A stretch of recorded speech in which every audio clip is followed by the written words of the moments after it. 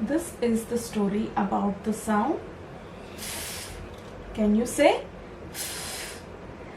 This is Finny the fish. Finny begins with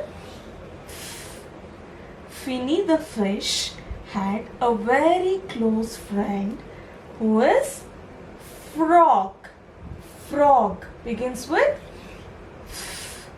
Finny and Frog would always play with each other, and when they had to play something nice, Finny would say, Froggy, on the bank, in the pond.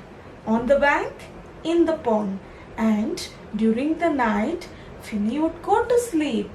When Froggy had to wake her up, you know children how she would wake her up? She would take a feather which had fallen down there.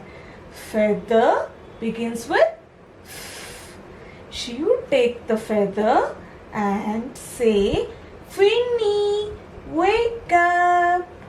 Isn't that a nice way? So, children, let's revise the sounds. Finny begins with Frog begins with Feather begins with even Fence begins with. Can you get some objects from your house and show me which begin with?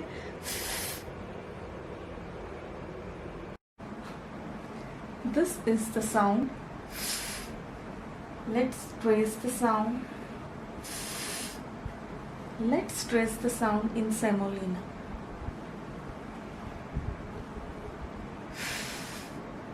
Now, if your child is ready to write, you can let him write on the slate by himself. If he is not yet ready to write, you can write the sound for him.